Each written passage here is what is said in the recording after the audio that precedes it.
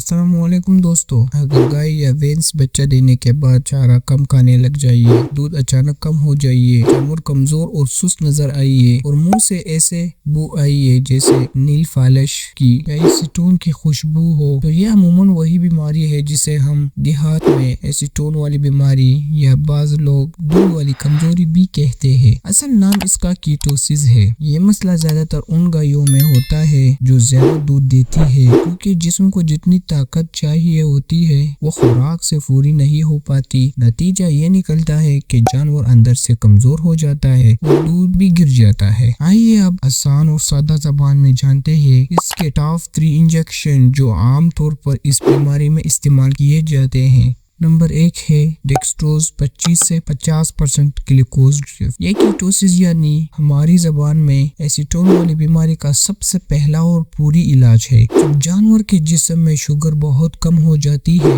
تو وہ کمزور، سست اور چارہ چھوڑ دیتا ہے۔ گلوکوز ڈرپ سیدھا خون میں جا کر شوگر کی کمی پورا کرتا ہے اور جانور کو فوراً طاقت دیتا ہے، اسی لیے اسے ایمرجنسی علاج سمجھا جاتا ہے۔ دوستو، اس کی عام مقدار یہ ہے تقریباً 500 ml۔ رقم آہستہ آہستہ لگائیے، اگر حالت زیادہ خراب ہو تو 1 لیٹر تک بھی دیا جا سکتا ہے۔ دوستو، اس کو لگانے کے وقت ہمیں کچھ اہم احتیاط کا خیال رکھنا بہت ہی ضروری ہے۔ یہ دوا صرف رگ یعنی IV میں لگانی چاہیے، گوشت میں ہرگز نہ لگائیے اور تیزی سے نہ چڑھائیے ورنہ نقصان ہو سکتا ہے۔ دوستو، اس دوا کا اثر کچھ یوں ہے، جانور اکثر چند گھنٹوں میں سنبھل جاتا ہے، آنکھوں میں چمک آ جاتی ہے اور کچھ نہ کچھ کھانا شروع کر دیتا ہے۔ لیکن یاد رکھیں، صرف گلوکوز لگانے سے بیماری مکمل ختم نہیں ہوتی۔ اصل وجہ یعنی جسم کی اندرونی کمزوری اور خوراک کی کمی کو بھی ساتھ ٹھیک کرنا نہایت ہی ضروری ہوتا ہے۔ دوستو، نمبر 2 ہے ڈیکسامیتھاسون انجیکشن۔ یہ ایک ہارمون والی دوا ہے جو کیٹوسس یعنی ایسیٹون والی بیماری میں بہت کام آتی ہے۔ جب جانور کے جسم میں شوگر کم ہو جاتی ہے تو یہ انجیکشن جگر کے کام کو تیز کرتا ہے تاکہ جسم خود گلوکوز بنانا شروع کرے۔ یعنی یہ صرف باہر سے طاقت نہیں دیتا بلکہ جسم کو خود طاقت بنانے میں مدد دیتا ہے۔ سادہ الفاظ میں اس کا یہ کام ہے، یہ دوا اندرونی سسٹم کو جگاتی ہے، جگر کو کہتی ہے کہ شوگر بناؤ، جس سے جانور کی کمزوری آہستہ آہستہ کم ہونے لگتی ہے اور دودھ بھی بہتر ہونا شروع ہو جاتا ہے۔ دوستو،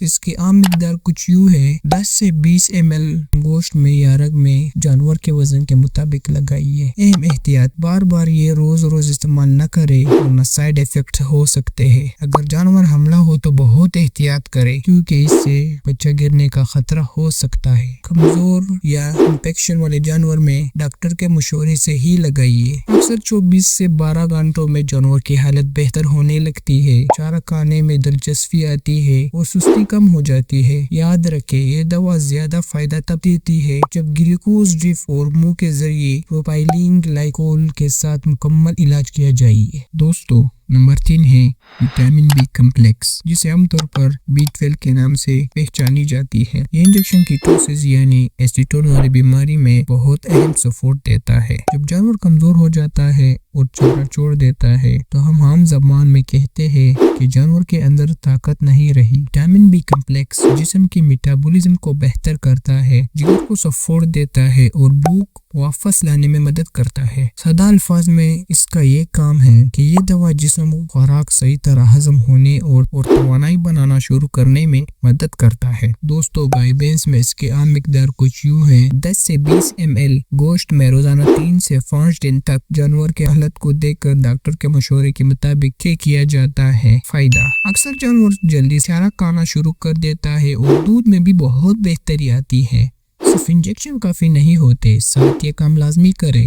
منہ کے ذریعے 400 سے 250 ml پروپائلین گلائکول روزانہ 5 سے 3 دن تک لائیے۔ یہ جسم کو اندر سے شوگر بنانے میں مدد دیتا ہے۔ نمبر 2، اچھی کوالٹی کا تازہ سست چارہ دے۔ میڈیم مکسچر لازمی شامل کرے تاکہ کمزوری دوبارہ نہ ہو۔ دوستو، اگر یہ ویڈیو آپ کو پسند آئی ہو تو ویڈیو کو لائک کرے، دوستوں کے ساتھ شیئر کرے اور مزید ایسے ویٹرنری گائیڈز کے لیے ہمارا چینل کو سبسکرائب کرنا ہرگز نہ بھولیں۔ اللہ حافظ۔